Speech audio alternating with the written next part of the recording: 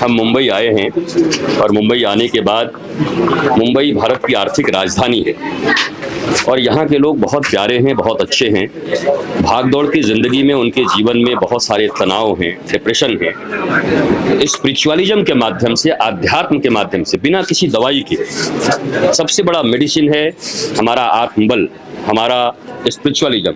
उसके माध्यम से मुंबईकर जितने हैं, मुंबई के लोग हैं, वो तनाव रहित जिंदगी जिए और भारत के उत्थान में अपना योगदान बहुत ज़्यादा दें। इसके लिए मैं मुंबई के दौरे पर 3 दिन के लिए आया हूं। आज यहां पर मेरा कार्यक्रम था, हमने लोगों को संबोधित किया है। मुझे विश्वास है कि लोग आनंदित होंगे, सफल होंगे और भारत की उन्नति में अपना योगदान देंगे। सर, इन दिनों हम देख रहे हैं कि लोग डिप्रेशन में जा रहे हैं, बहुत सारी चीजें चल रही है लोगों के साथ में। सर, क्या मैसेज होगा आपकी तरफ से कि लोग पॉजिटिव फील करें? देखिए, जो प्राप्त है वही पर्याप्त है, नहीं तो सर्वत्र दुख व्याप्त है।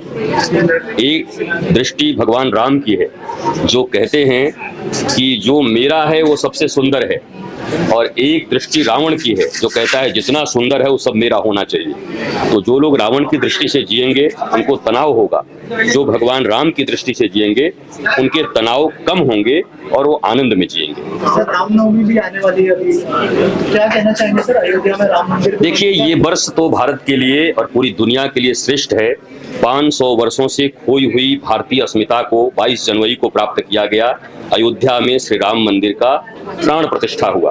अब सब लोग, भगवान राम का जन्म तो हर बार आता है, लेकिन हमारे हृदय में जन्म ले। अब तक पांडालों में जन्म ले रहे हैं, जब हमारे हृदय में भगवान राम का जन्म होगा, आचरण आएंगे, तो भारत राम राज्य की ओर जाएगा।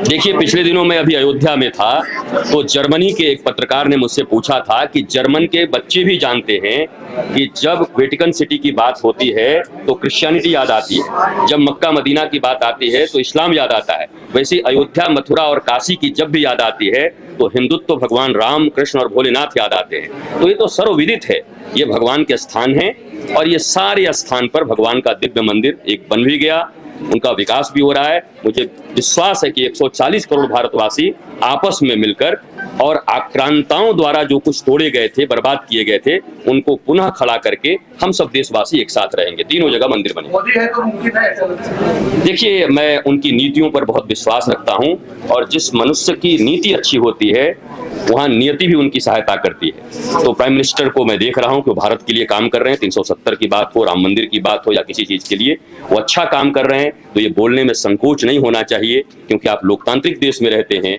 लोकतंत्र में आपको अपने मतों का प्रयोग करना होता है। अगर कोई अच्छा काम कर रहा हो तो साधु का काम है उनके लिए बोलना और लोगों में जागरण करना। मुझे लगता है सरकार अच्छी है और मोदी जी अच्छा काम कर रहे हैं। प्रकाश जी ने गाना गाया है, क्या कहना चाहेंगे? प्रकाश जी मेरे पुत्र समान हैं और प्रकाश जी ने बहुत अच्छा गाया है। मैं परसों भी सुना था उनको, और मुझे लगता है ये उभरते हुए नहीं, बड़े स्टेब्लिश्ड हैं। आने वाले दिनों में ये अच्छी चमक बिखेरेंगे इस मुंबई नगरी में भी और भारत में भी। Thank you sir. क्या कहना चाहेंगे? भक्त आए और देखिए, ऐसा है, हम कोई नहीं, हम तो सिर्फ मात्र साधन है, हम लोग कोई भी नहीं है। ये विजय जी ने कुछ दिन पहले मुझे कहा ये आयोजन करना है, मैंने कहा ठीक है, बहुत अच्छी बात है। फिर बीच में कुछ ऐसे बदलाव आए कि हम डेट चेंज करना चाहते थे, और बेसिकली मैं ही कर रहा था ये कार्यक्रम, और कोई नहीं कर रहा था, मैं अकेला ही कर रहा था। तो ये विजय जी ने डेट नहीं चेंज करने दी मुझे, तो फिर हमने कहा ठीक है, चलो अभी हम लोग शेयर कर लेते हैं। तो कल मिस्टर खोसला ने कर लिया इंपीरियल हाइट्स में, आज हमारे भाई प्रकाश जी ने कर लिया, ऐसे मिलकर के कल हमने उनको साथ में एक दिन में, और परसों जो भी है ऐसे डिवाइड कर लिया। देखिए, ऐसा है कि गुरु महाराज जी की बिना किसी गुरु महाराज के जीवन किसी काम का नहीं है। जिसको अगर मार्ग चाहिए और किसी को किसी अच्छे रास्ते पे चलना है तो गुरु की कृपा से, गुरु के मार्गदर्शन से ही हो सकता है। तो हम लोगों ने इसका जो है कोशिश किया मिलकर, सब लोगों ने। मैं 3 दिन से गुरु जी के साथ हूँ। कल रात को भी मैं यहाँ से निकला हूँ 2 बजे रात को। तो मेरी सिस्टर है, हम लोग तो इसलिए क्योंकि है होता नहीं, क्योंकि क्या है कि ये इतना हमने प्रयास किया, इतना अच्छा आज तक, इतना अच्छा बढ़िया, इनके कारण म्यूजिकल प्रोग्राम भी हो गया, इतना अच्छा इन्होंने अरेंजमेंट किया। कल मिस्टर सुनील खोसला ने किया इनके यहाँ पर, और परसों हम लोगों ने, मगर तीनों दिन मैं साथ ही था, गुरु जी कभी भी बोलते घर पे आ जाओ। तो वो ऐसा है कि करने वाले वो ही हैं, कोई एक साधन है। हाँ, बिना किसी के गाइडेंस के, बिना किसी के मार्गदर्शन के कोई आदमी नहीं सफल हो सकता। अपना जो अगर किसी को सफल होना है, और अभी कई चीजें पता लगी हैं कि खुशी जीवन में ही है, खुशी तो जीवन में है, सक्सेस भी है, वो भी खुशी में है।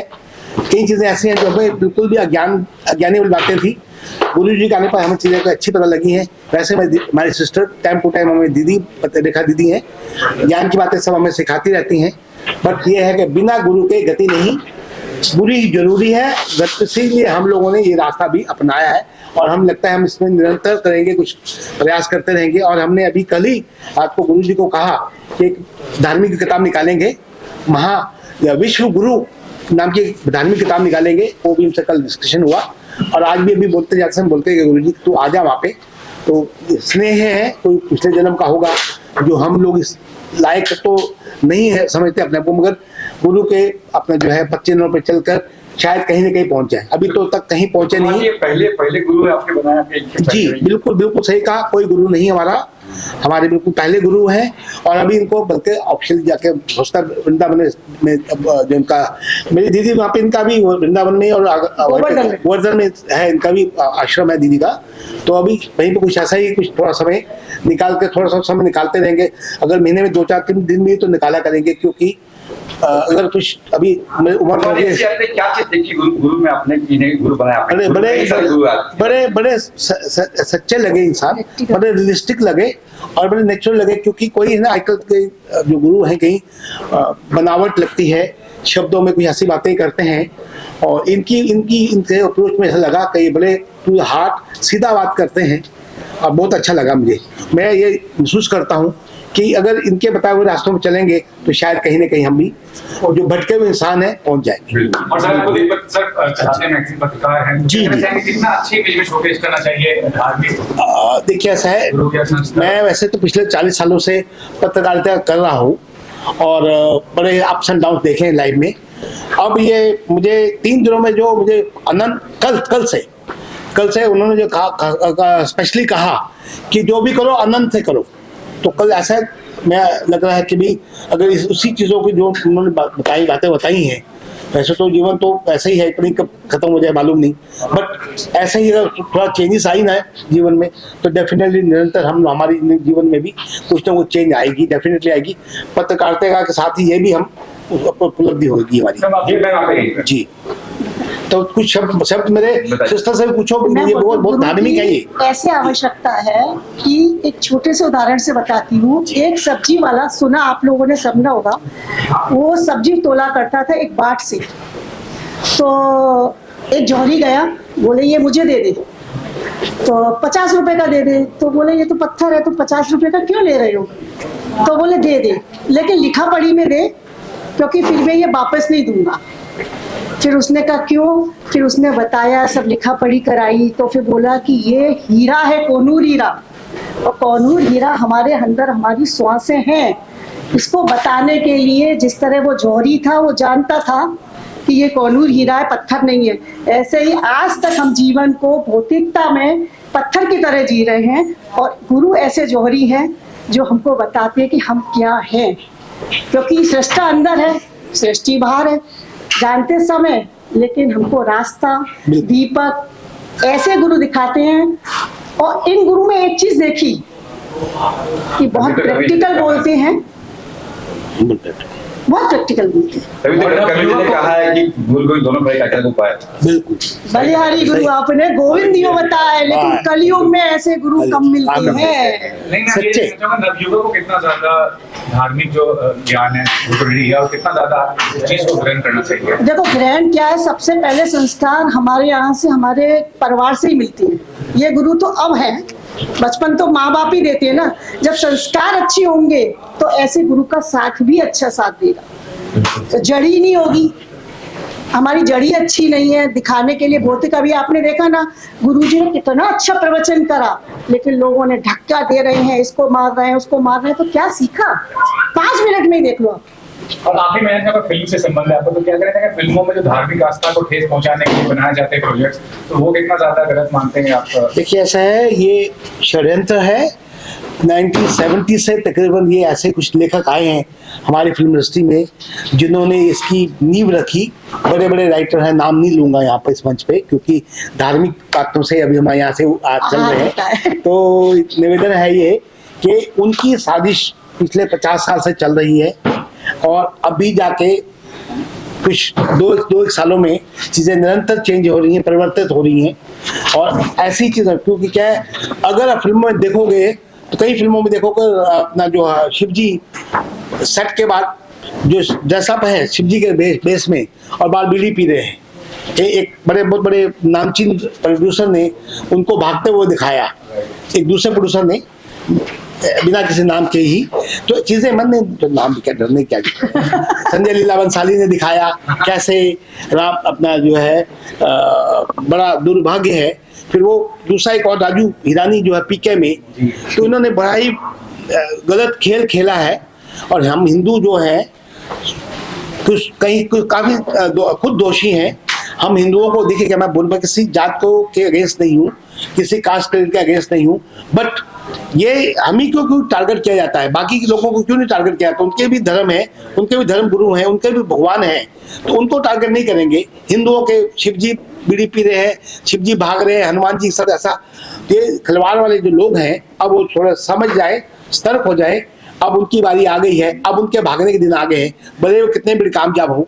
अब देश की जनता जाग गई है और उनका समय आ गया भागने का। वो चाहे पीके हो, चाहे वो राजू हिरानी हो, चाहे वो संजय लीला बंसाली हो, चाहे कितने भी कामयाब हो, ये जो धार्मिक चीजें हैं अब नहीं चलेंगी, अब खिलवाड़ नहीं चलेगा। जो कर लिया सो कर लिया, अब नहीं हो पाएगा। ये मेरा खास तौर पे निवेदन है। किसी कास्ट के अगेंस्ट नहीं हूं मैं, हम सब खाना मिलकर खाते करते हैं, हम सब भाई हैं, मगर एक ही धर्म को टारगेट करके उसी को प्रहार करते हैं, ये गलत है। किसी हम सब इकट्ठे हैं, हम भाई हैं, एक फैमिली है पूरी फिल्म इंडस्ट्री। मैंने 43 इयर्स दे दिए फिल्म इंडस्ट्री में, कभी मैंने सोचा नहीं कि ये आप दूसरे धर्म के हैं, मैं किसी दूसरे धर्म को कभी नहीं सोचा है, ना कभी सोचेंगे। मगर हमारे धर्म को, हमारे कास्ट को, हमारी रिलीजन को टारगेट करेंगे तो अब हम लोग नहीं सहेंगे। प्लीज अमंगल हारी